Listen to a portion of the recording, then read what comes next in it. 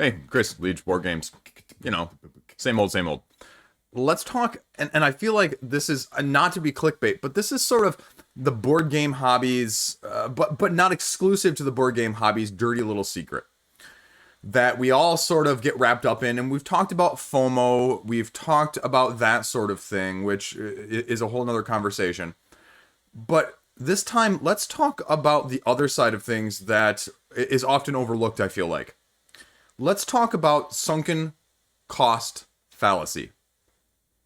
Now, again, that may be a foreign 3 words to you, but otherwise you may also be very familiar with this. Now, what brought about this topic or this thought in my crazy mind was that I was looking the other day at old school. I'm going to date myself here. When I was an undergrad, World of Warcraft came out, the online MMORPG. And it was all the rage, right? It was one of the first games where it was a monthly subscription. And it was beautiful. People loved it. They were addicted. I knew people on my floor in undergrad that played literally for 12 to 16 hours a day on the weekend, sometimes even that much during the week. That's a whole nother issue. But what I'm saying and where I'm going with this is just recently there was a comment online that I was reading on Reddit of all places, I know. But it was lamenting, why are they still pricing it out at $15 a month when the content that World of Warcraft was coming out with regularly and routinely and big expansions for has now sort of gone the way of not the dodo, but near close. And yet you still have people paying $15 a month. And that's where I'm tying this into as the sunken cost fallacy. The concept of this is that you are continuing a behavior or an endeavor as a result of your previously invested resources, whether that be time, money, effort, whatever it may be. It's related to loss aversion as well as the status quo bias. If you need to look those up too, again, it's something of note because it's widely applicable from a behavioral economic standpoint. It's also possibly viewed as a bias resulting from an ongoing commitment or relationship. Now, do you see where I'm going with this topic? Because that was what was happening in World of Warcraft, because the comparison was, well, I can just play, League of Legends, or I can play XYZ for free as much as I want with new content all the time. So why am I paying $15 a month on an ongoing basis for no new content? It's because of this. Now, the board game tie-in is going to be slightly different here, but I think it's equally applicable because we see it across the board. Haha, dad pun. But you know what I mean. I think you can all, myself included, I'm going to speak for myself, I shouldn't speak for you guys. I can clearly think of a couple games in my collection that meet this criteria. And now this is also where it ties in, going back to the FOMO. Direct relationship there. Can tie a string from one to the other. Loss aversion, commitment. Think of all of the Kickstarters, especially. Even some of the retail games that play on this. Things going back as far as, say, Arcadia Quest from Simon. I've got Arcadia Quest, I need that. I need the additional expansion. I need the additional expansion. I need the Arcadia Riders. I need I need Starcadia then. I need the Massamora tie-in so I can cross. Think of Marvel Legendary, right? And this ties right into the FOMO because it plays into that one that I mentioned about keeping up with the Joneses as well. Now, the Joneses may be the next door neighbors, the board gamers down the street or online that you see on social media, or they just might be keeping up with the company so you don't feel like you're missing something from their product line. The big one for me is Aeon's End. I can't tell you the last time I played Aeon's End. I love it. It is a fantastic game. To someone else's comment in the comment section from one of the other videos, on the list of games that will never leave my collection, it's Aeon's End is on there. But do I need as much Aeon's End as I have? No. I feel like I'm approaching that completionist side of things, and I'm only doing it because I want to have that full commitment as I've made the commitment to it in the previous past. I can also think of several video games, or actually mobile games, that I've also had the investment in that sense. Star Wars Galaxies. There was a new Naruto Shippuden game. And the amount of time and resources, I played Star Wars Galaxies for about 3+ years.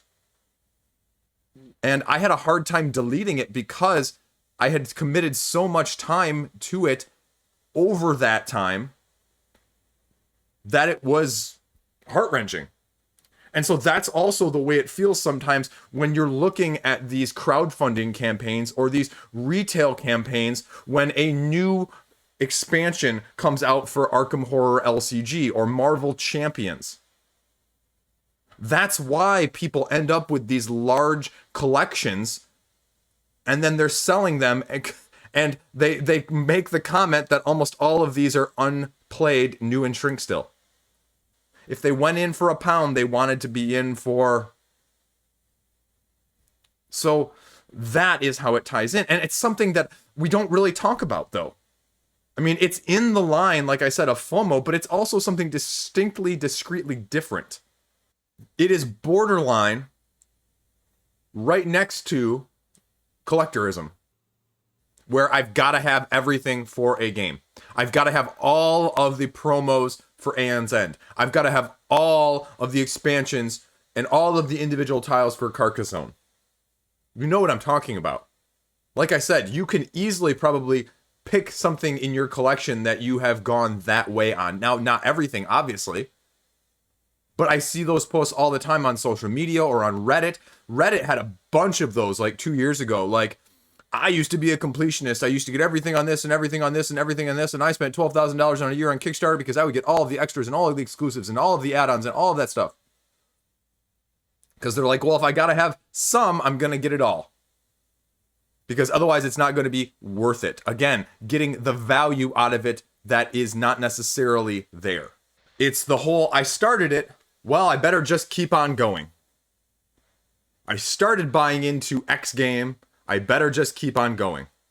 For me, the most recent example of that was Edge of Darkness, right? I have the $140 investment. What's another $45 for another expansion to make sure that I'm up to speed with everybody else? Right? Now, obviously, with Sunken Cost Fallacy, though, usually it's implying that the costs have already been incurred and cannot be recovered. In this case, in the hobbies case, that's partially true, partially not true. As long as that sits unplayed on your shelf, that's exactly what it is. You cannot recover that. But whether you play it or whether you end up cutting bait with it and selling it, trading it, whatever it may be, obviously then you can recover some of it. So it doesn't fit that exactly in that niche. Why does this happen, though? It happens because the whole premise of this concept is that we're not rational decision makers. That, we see irrationally, emotionally, hype in this industry especially, that causes us to get more emotionally invested despite our possible misgivings about it in the first place. We continue to support past decisions despite having new evidence that it isn't the best course of action. I still want to back the Edge of Darkness expansion even though I have not played the base game. And I don't know if I'm going to like it. You are basing decisions on past costs instead of present and future costs and benefits, which, rationally speaking, should be the only thing you're worried about.